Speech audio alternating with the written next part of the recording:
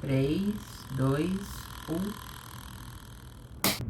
Senhoras e senhores, bem-vindos de volta ao meu canal. Eu sou o Antônio e no vídeo de hoje vou contar pra vocês a história de um beato cuja devoção não é muito conhecida, mas apesar disso ele é um exemplo de pai, esposo e governante católico. Hoje vou contar a vocês a história do beato Carlos da Áustria. Ele foi imperador do Império Austro-Húngaro de 1916 até 1918. Então, antes de começar, eu quero pedir só que vocês deixem muitos likes, uma meta aqui, 50 likes para esse vídeo, e também se inscrevam no canal, por favor. Agora vamos começar. Então, a história do Carlos começa no dia 17 de agosto de 1887, no Palácio Pessenberg, na Áustria. E ele era filho do arquiduque Otto Francisco e da princesa Maria Josefa da Saxônia. Quando criança, ele era um menino muito caridoso e também muito atento às pessoas mais necessitadas. Certa vez, teve algumas pessoas que perderam a casa por causa de um incêndio. Então ele vai no seu cofrinho, quebra, e o dinheiro ele dá para essas pessoas que perderam as casas.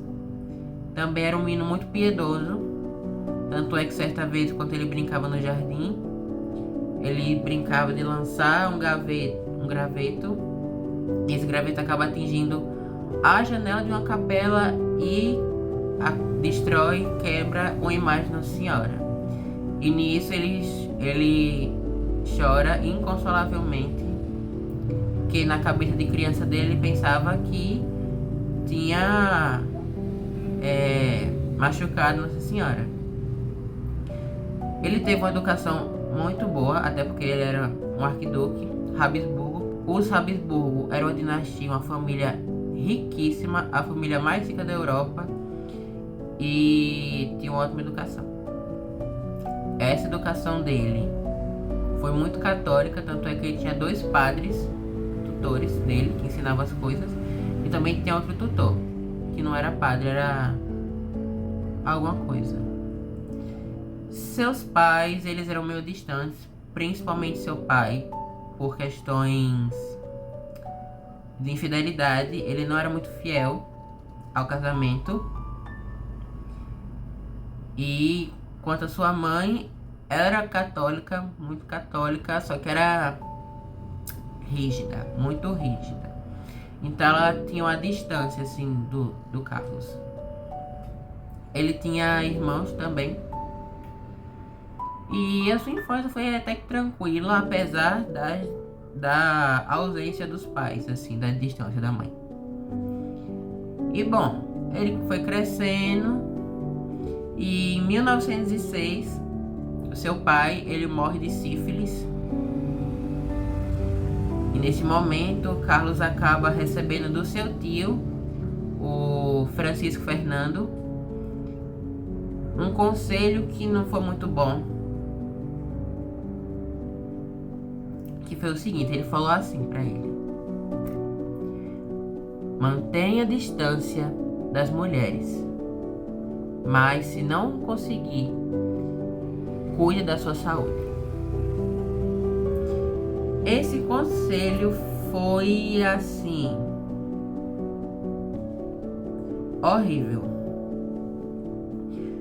porque começou a fazer na cabeça dele pensar assim: como assim? Ele começou a pensar sobre a sua educação, se a sua educação não havia sido exagerada. Até porque, bom, se o meu tio tá me dando esse conselho, então quer dizer que pode. É só eu tomar cuidado. O meu pai fazia essas coisas. Ele morreu por causa disso. Também o filho do imperador, Francisco José, que era Rodolfo, se eu não me engano, ele havia morrido em 1889, causas desconhecidas, mas ele era muito infiel ao casamento. Então, o mau exemplo do pai do Carlos e o mau exemplo desse, se eu não me engano, era tio, fez, né? Isso, ele ficar pensando se não era exagero a educação que ele teve, não foi muito rígida. E infelizmente ele passou por um período conturbado com algumas mulheres. Mas graças ao Senhor foi poucas vezes e durou apenas alguns meses. Até que ele cai em si e aí que ele já era muito católico antes disso.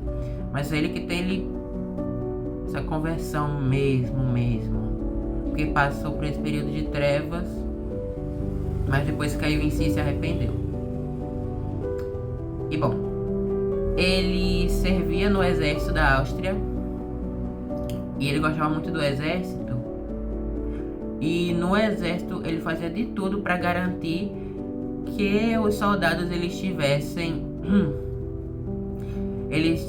os sacramentos, eles pudessem receber os sacramentos. E o Carlos gostava muito disso, de ajudar os soldados.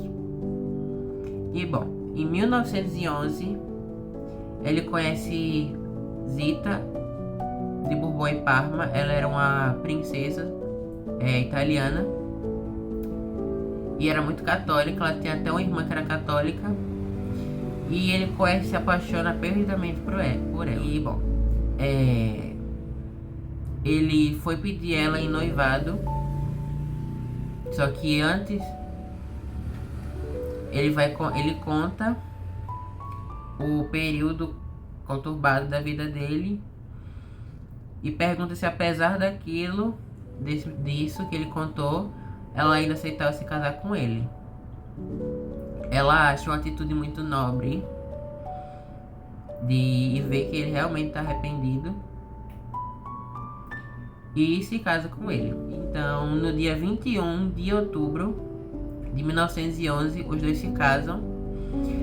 E após, quando eles se casam, o Carlos fala o seguinte pra Zita: agora nós devemos ajudar um ao outro a chegar no céu. Pra você ver como ele já tinha essa mentalidade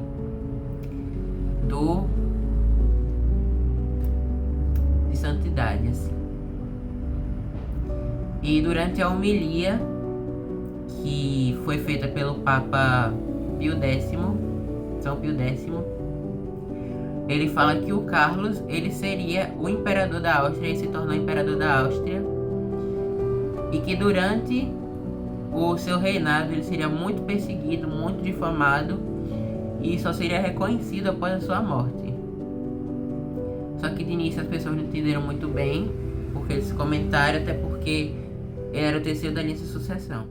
E bom, quando começa a guerra, em 1914, morre Francisco Fernando e o Carlos se torna o herdeiro. E em 1916, o imperador Francisco José morre e o Carlos se torna imperador. E nisso que ele se torna imperador, vai acontecer duas coroações, como imperador da Áustria e depois rei apostólico da Hungria.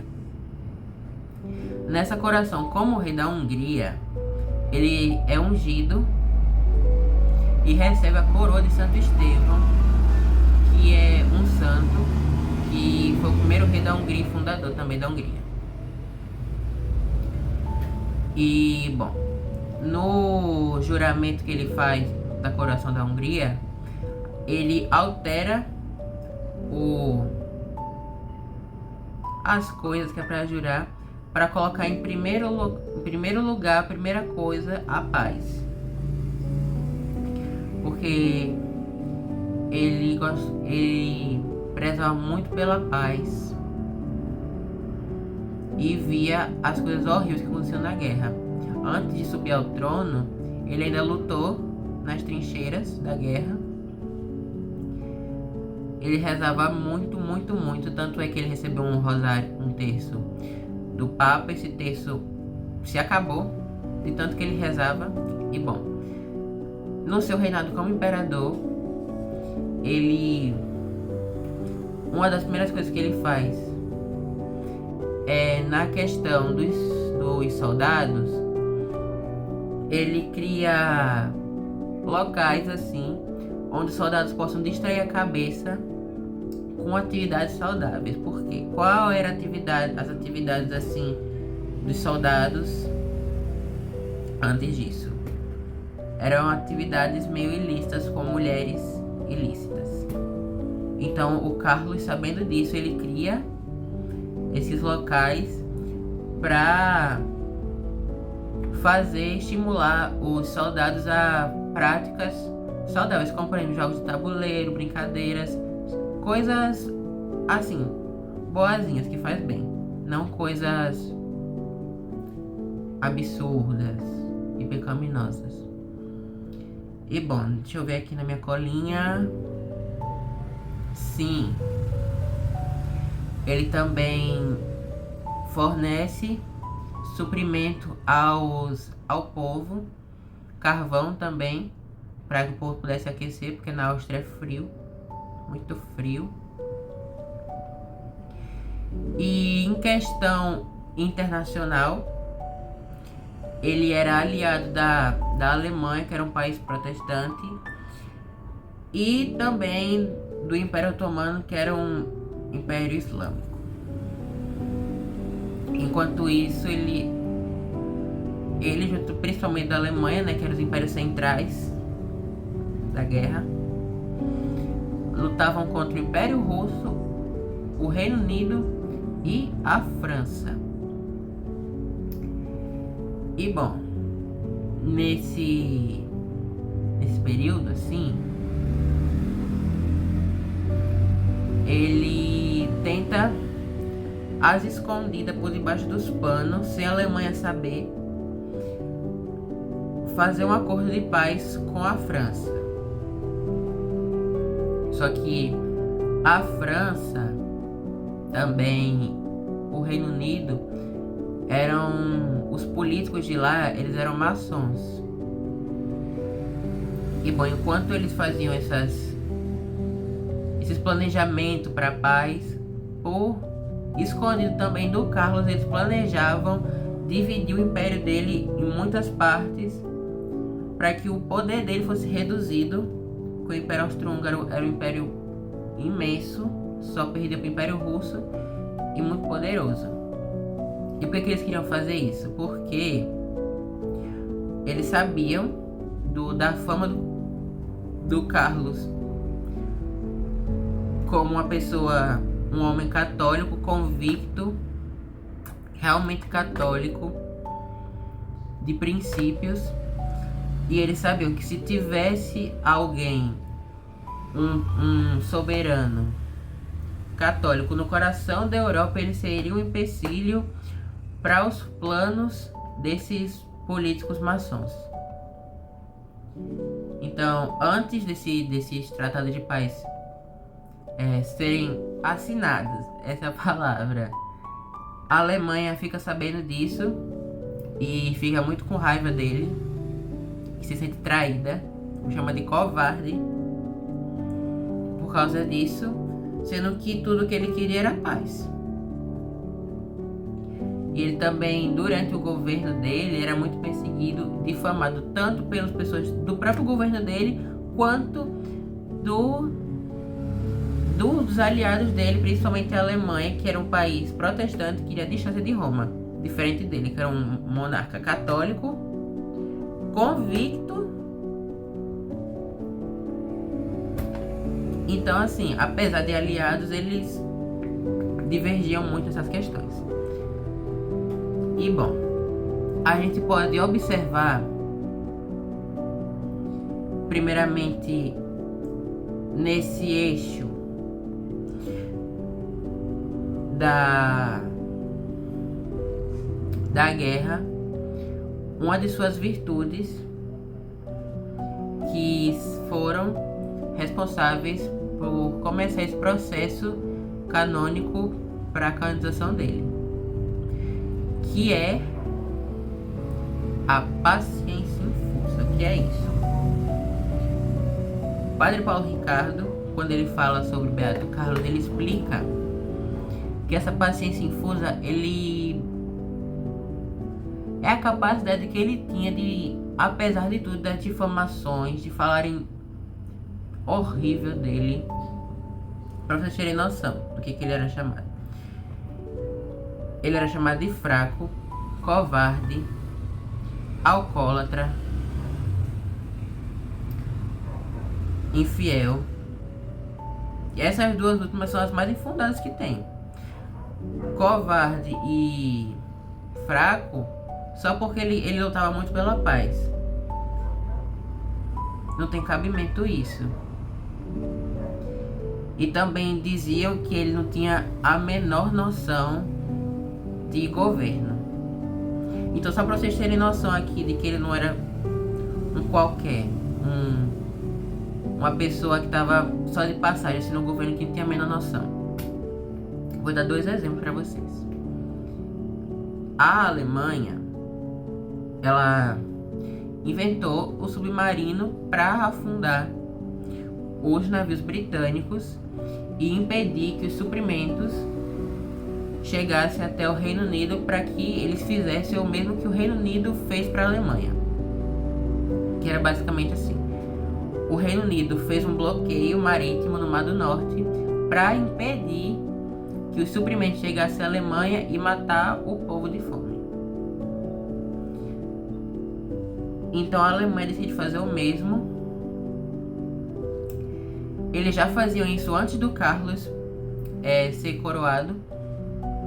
Só que quando ele se torna imperador, essa coisa da Alemanha com o Reino Unido acaba ficando mais pesado. Eles pedem até a ajuda do Carlos para afundar não só navios de suprimentos, como também navios civis. Eles pedem ajuda do Carlos, só que o Carlos nega, dizendo: se vocês atacarem esses navios civis, vocês vão acabar atacando um navio americano, e assim os Estados Unidos vão entrar na guerra, e os Estados Unidos entrando na guerra, a gente não vai ter como ganhar. A gente vai perder. E dito e feito, a Alemanha acaba atacando o navio Lusitânia, que era um navio transatlântico civis que transportava as pessoas. Ela ataca esse navio e os Estados Unidos entram na guerra contra a Alemanha. Então isso foi a primeira coisa assim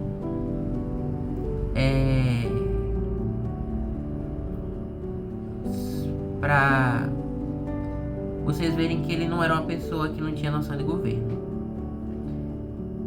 Já a segunda coisa, como a Áustria e a Alemanha ficavam no centro da Europa, de um lado tinha a França e o Reino Unido, do outro lado o Império Russo. E também a Sérvia, que era um país que fazia parte do Império Austro-Húngaro, mas era revoltada por causa que ela tinha independência. Queria ser independente, não queria depender do governo da Áustria. Eles queriam independência. Então, eles também brigavam contra a Áustria. Então, a Alemanha, ela tem a ideia seguinte, de ela eliminar um dos lados para poder focar em outro, no outro. Então, qual é a ideia que ela tem? Enviar revolucionários comunistas para derrubar o governo da Rússia. O que é que ela faz? Ela pega Vladimir Lenin e Trotsky, coloca dentro de um vagão blindado e manda para a Rússia. E lá a gente sabe o que aconteceu. A história nos conta a Revolução de 1917, que derrubou o czar e o Império Russo, e surgiu a União Soviética. a Alemanha pediu ajuda do Carlos para que ele fizesse o mesmo que eles fizeram com a Rússia na Itália, porque a Itália também estava lutando contra eles. O que é que o Carlos fala? Eu não vou enviar esses revolucionários para a Itália. Primeiro, porque o comunismo é uma doutrina totalmente contrária à igreja. E segundo, que a ideologia não tem fronteira. Uma vez que ela assumiu o poder, é questão de tempo para se espalhar por toda a Europa. E foi o que realmente aconteceu. E bom, ao final da guerra, o Carlos ele é obrigado a abdicar. Contudo, ele não abdica do trono. Ele apenas deixa o governo, mas o trono ele não deixa. Por quê? Porque agora vai vir a segunda virtude, que é essa oração, essa fé profunda dele, principalmente no momento da coroação como rei apostólico da Hungria, porque ele foi ungido pelo bispo de Budapeste a ser bispo e recebe a coroa de Santo Estevão.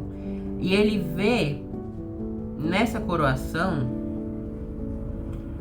uma missão que o Senhor deu a ele para levar o povo no caminho do céu da santidade. Bom, quando ele é deposto, ele é exilado para a Suíça, impedido de voltar para a Áustria e de recuperar o governo da Áustria.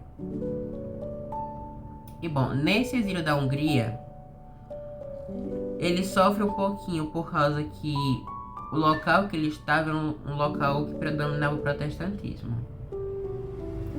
Então eu estranhava muito porque as igrejas, nos momentos, por exemplo, do Ângelus, não tocavam os sinos para anunciar o Ângelus. Mas também tinha umas igrejas católicas. Tanto é que numa dessas igrejas católicas, o filho dele, mais velho, Otto, ele servia de coroinha. E o Carlos também, junto de sua família, ia para lá. Bom,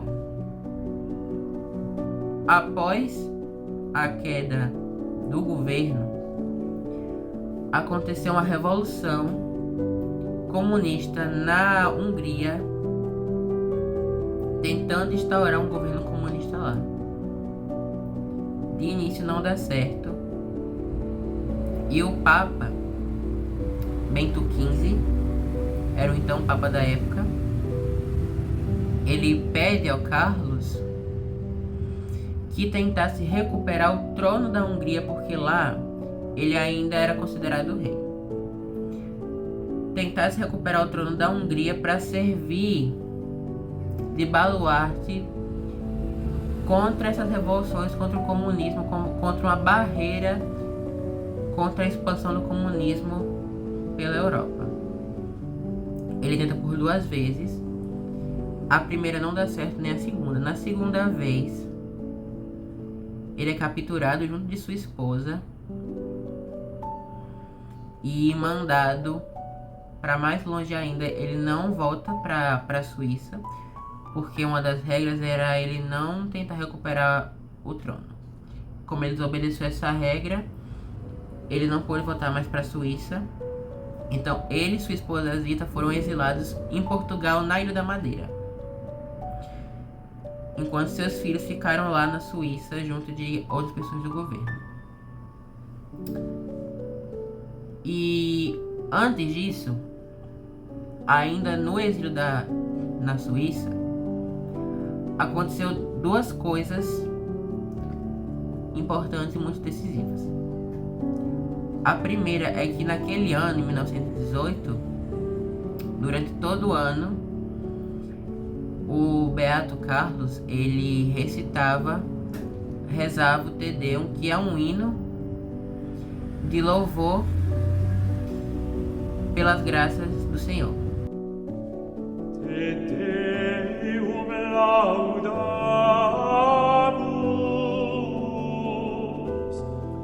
et Dominum confitemur, te eterno Padre, omnis terra veneratur, Tiliones angeli, tibi celi et universi potestates, tibi cherubim et seraphim, incessamini voce proclamant, Sanctus,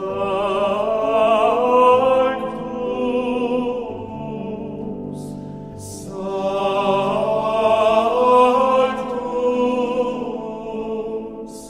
Sanctus, Dominus Deus Sabaoth, plenis sunt celi et terra, majestatis gloriae Tuae. E especificamente naquele ano, no último dia do ano, dia 31, ele reza agradecendo pelas bênçãos daquele ano. Só que todo mundo estranha assim, porque ele havia perdido tudo. Ele havia perdido os títulos, o trono, a sua casa, tudo que ele tinha. Na Suíça ele morava numa cabana com escassez de alimentos, passava frio, o alimento que ele conseguia era por meio de caça. Então assim, como era possível ele estar agradecendo? Aí ele falou assim: eu tô agradecendo porque eu consegui a paz, eu alcancei a paz. E apesar de eu ter perdido o trono, eu não sei do que o Senhor me livrou.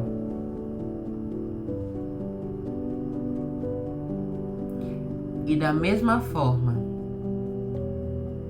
que eu recebo as bênçãos, eu tenho que receber as coisas ruins, as cruzes.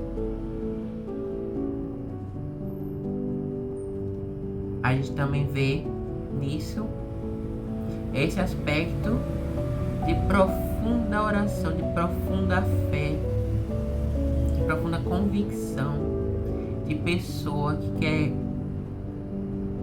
quer alcançar a santidade. E também, em outros momentos, muitas vezes ele recebia maçons que prometiam a ele voltar, que iriam ajudar ele a recuperar o trono se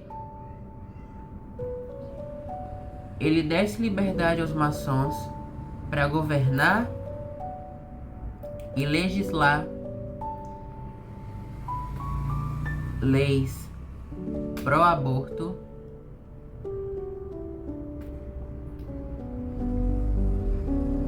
pró-liberalismo. E todas as vezes o Beato Carlos falava: aquilo que recebi das mãos de Deus, não receberei das mãos do diabo.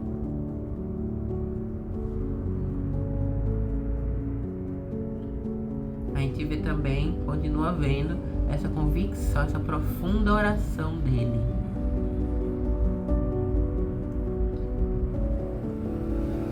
E bom, no exílio na Ilha da Madeira, ele chega em dezembro, passa uns 5 meses lá, passa seus últimos momentos de vida lá na Ilha da Madeira, sem seus filhos, só com sua esposa. A Imperatriz Ida consegue ir buscar os filhos apenas 3 meses depois que ele já estava na ilha, 3, 4 meses. Então, relatos contam que quando as pessoas próximas a ele e seus filhos o encontraram, ele estava totalmente diferente, estava outra pessoa. Por quê? Porque ele tinha adquirido, nesse meio tempo, uma pneumonia muito forte. E veja, a saúde dele era muito fraca. Era bem fraquinha a saúde dele, ele vivia adoecendo. Então essa pneumonia, quando chegou, foi muito brutal. Dizem que ele parecia ter muito mais idade, também uma cara de cansado por causa dessa doença. Mas bom, na Ilha da Madeira, ele, apesar de tudo, ele agradeceu muito, porque pelo menos, apesar de estar passando por extrema necessidade por causa da doença, ele estava perto dos seus filhos e podia ensinar os seus filhos as coisas da igreja, as coisas da fé. Então ele agradecia muito, ele era muito grato por isso, porque ele podia também ficar próximo dos seus filhos e da sua família nesses momentos finais. Como eu falei, uma de suas virtudes é essa oração profunda. E um exemplo disso a gente vê nos relatos que durante a Santa Missa ele se desligava de praticamente tudo que estava em volta e ficava quase como que em êxtase para o que estava acontecendo diante do altar. Tanto é que na hora do ofertório a mulher passava com a cestinha. Veja, eles estavam pobres, tinham praticamente nada, tinham perdido tudo, mas mesmo assim eles faziam questão de doar para a igreja, de ajudar a igreja, mesmo que com muito pouco. Quando essa moça passava, ele não via. Por quê? Porque ele estava muito focado no que estava acontecendo no altar. Então a sua esposa, ela o recomenda que deixasse o dinheiro segurado assim na mão, para que quando a mulher passasse, ela desse sinal para ele, aí ele colocasse. Muitas vezes ele não via. Aí ele dizia: eu não vi passar. Porque ele tinha uma atenção, um fervor tão grande para com a Eucaristia. Tanto é que muitas vezes durante a sua vida, enquanto ele estava com as pessoas do governo, ele falava bem assim: tenho que ver se a lamparina do altar está acesa. Porque quando ele dizia isso, as pessoas já sabiam que ele ia se retirar para oração, e nisso ia horas diante do Santíssimo, diante do Senhor. E bom, nos seus momentos finais, quando ele chegou na Ilha da Madeira, antes disso, né, ele pediu o consentimento do bispo para que ele tivesse uma capela do Santíssimo em sua casa, porque ele tinha esse privilégio, porque ele era imperador, ele era católico, então ele tinha esse privilégio de ter uma capela na sua casa. E bom, nesses momentos finais, ele pedia para que pudesse assistir à missa.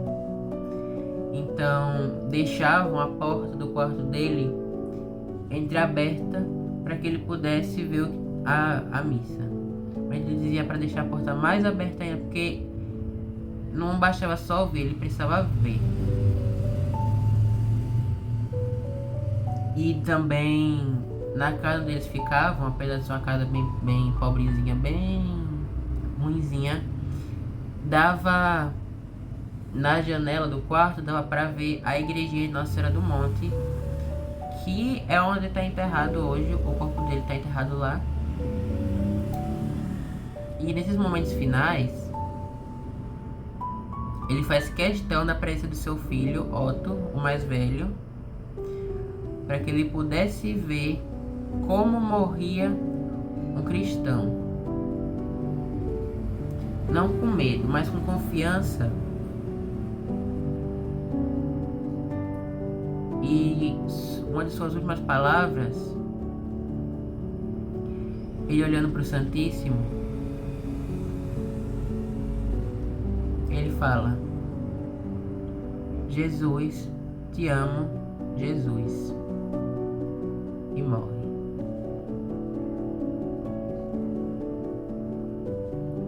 Seu corpo é enterrado na igreja de Nossa Senhora do Monte, como eu falei, em Funchal, onde ele ficou exilado.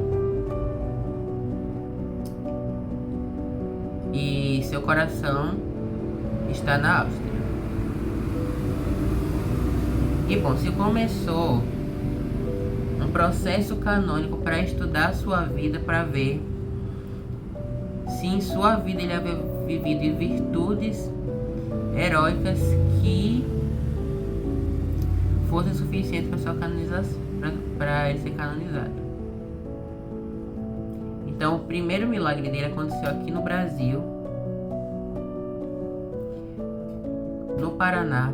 Uma freira, essa freira não era brasileira, ela era polonesa, mas ela cuidava de um hospital lá no Paraná.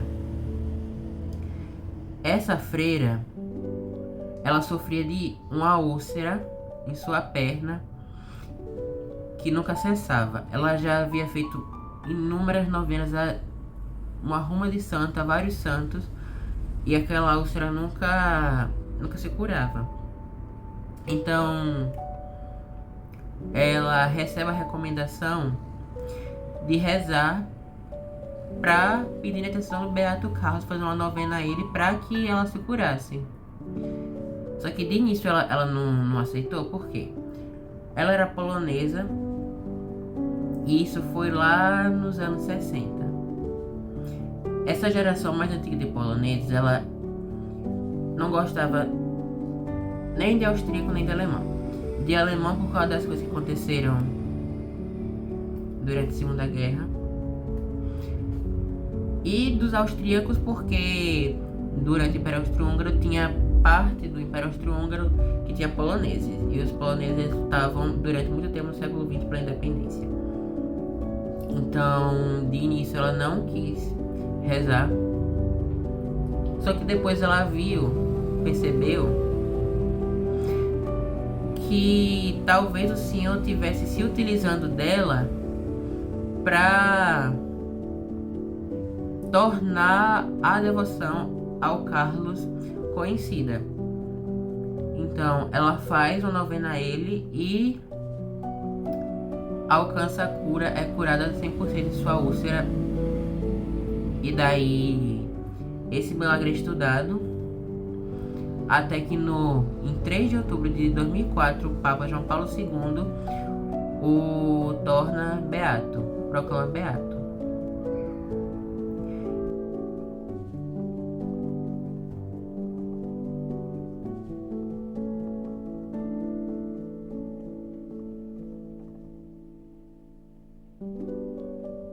Existe um segundo milagre nos Estados Unidos, na Flórida, só que esse milagre está sendo estudado.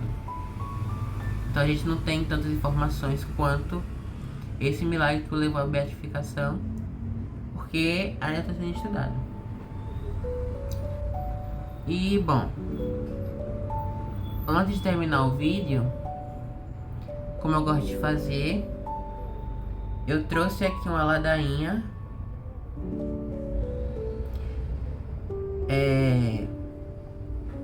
pedindo a intercessão do Beato Carlos.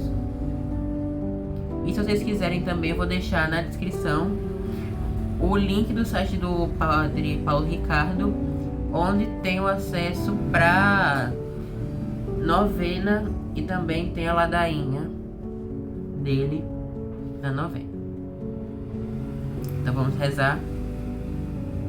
Pelo sinal da Santa Cruz, livrai-nos Deus Nosso Senhor dos nossos inimigos. Em nome do Pai, do Filho e do Espírito Santo. Amém. Vinde, Espírito Santo, vinde por meio da poderosa intercessão do Imaculado Coração de Maria, vossa amadíssima esposa. Vinde, Espírito Santo, vinde por meio da poderosa intercessão do Imaculado Coração de Maria, vossa amadíssima esposa. Vinde, Espírito Santo, vinde por meio da poderosa intercessão do Imaculado Coração de Maria, vossa amadíssima esposa.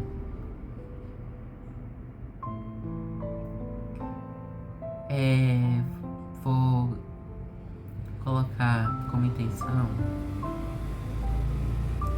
para que, por meio da intercessão do Beato Carlos, o Senhor nos mande governantes que, assim como Beato Carlos, tenham esse grande amor por ele e conduzam o povo nos caminhos da santidade. Se vocês quiserem, podem deixar também a intenção nos comentários, ou se não, pode trazer a intenção no coração. Vou deixar aqui passando a ladainha para vocês acompanharem. Senhor, tenha de piedade de nós. Jesus Cristo, tenha de piedade de nós. Senhor, tenha de piedade de nós. Jesus Cristo, ouvi-nos. Jesus Cristo, atendei-nos. Pai Celeste, que sois Deus, tenha de piedade de nós. Filho Redentor do mundo, que sois Deus, tenha de piedade de nós. Espírito Santo, que sois Deus, tenha de piedade de nós. Santíssima Trindade, que sois um só Deus, tenha de piedade de nós.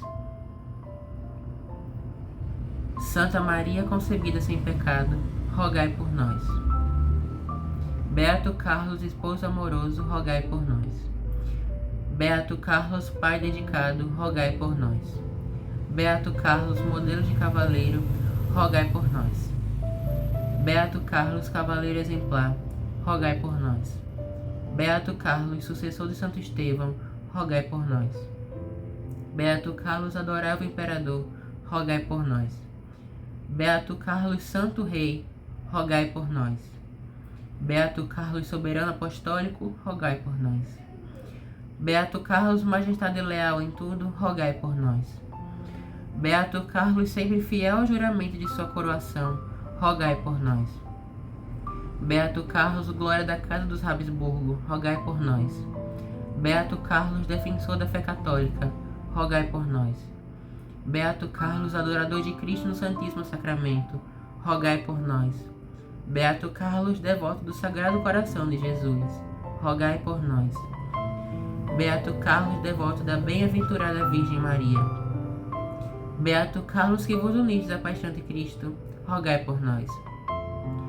Beato Carlos, que sofrestes em silêncio, rogai por nós. Beato Carlos, que sempre vos conduzistes com graça e ponderação, rogai por nós.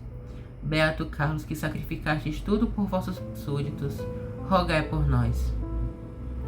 Beato Carlos, que promovestes a paz entre as nações, rogai por nós.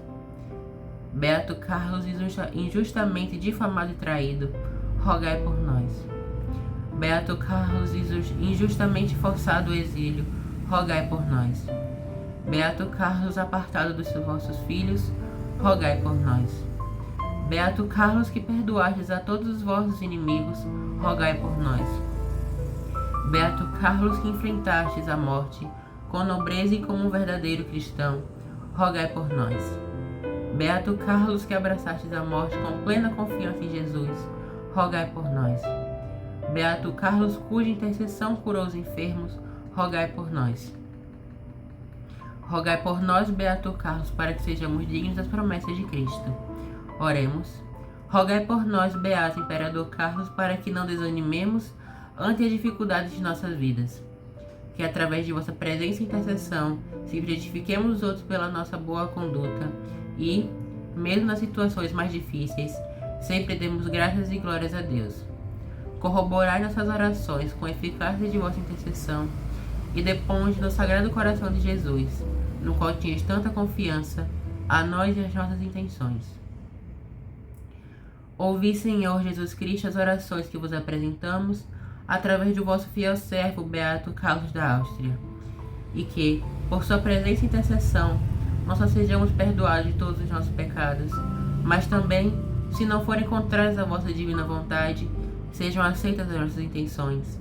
Pedimos ainda a graça para que o Beato Carlos da Áustria possa, muito em breve, ser elevado às honras da canonização, para a glória do vosso santo nome. Amém. Bom, agora nós vamos para uma reflexão sobre dois aspectos falados na ladainha e que eu acho importante nós comentarmos. Primeiro, na parte que fala sobre o Beato Carlos unir-se à paixão de Cristo. O que é isso? Qual o contexto dessa frase? É o seguinte: durante a sua doença, ele sofria com muitos suores e incômodos. E numa vez ele se queixou disso. Então sua tia, que era arquiduquesa,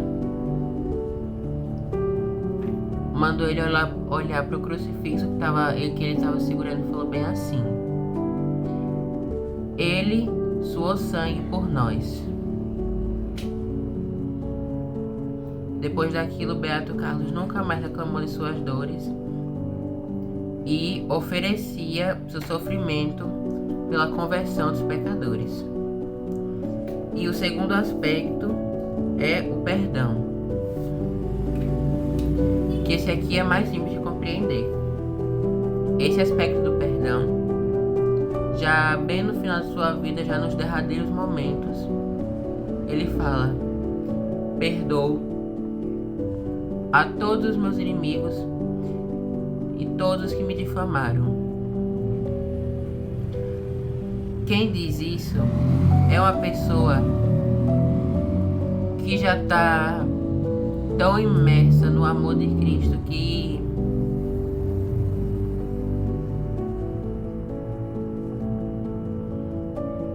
não tem palavras. E bom, a partir disso,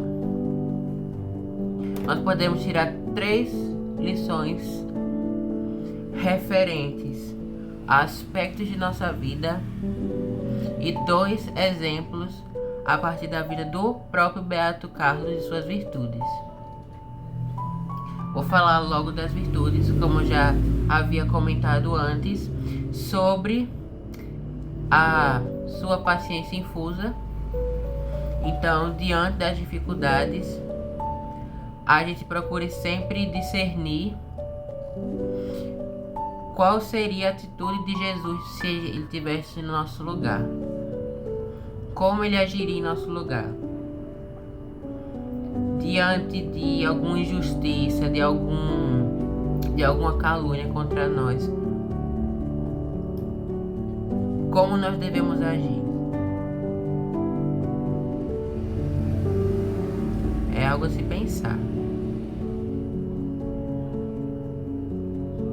E a oração profunda, que quando nós nos retiremos para rezar, nós nos esqueçamos de tudo no mundo e prestemos atenção naquele momento. Aquele momento para ficar com o Senhor. Prestemos atenção nesses momentos, sem nos distrair com as coisas e também sem se distrair com os pensamentos. Procurar sempre estar prestando atenção nas meditações, nas orações, nas contemplações. Busquemos sempre ter essa profundidade na oração. E por fim, de exemplo para nossas vidas, no âmbito do matrimônio, que o casal, primeiramente, busque o céu, busque a santidade, busque sempre, em cada momento, agradar ao Senhor.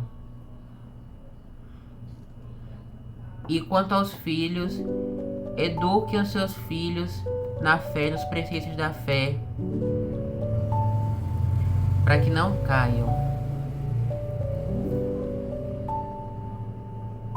E por fim, aos governantes, que os governantes não governem para si, mas para os outros. Que eles governem guiando o povo nos caminhos da perfeição, guiando o povo no caminho da santidade, para que um dia todos nós possamos chegar no céu para dar glórias ao Senhor.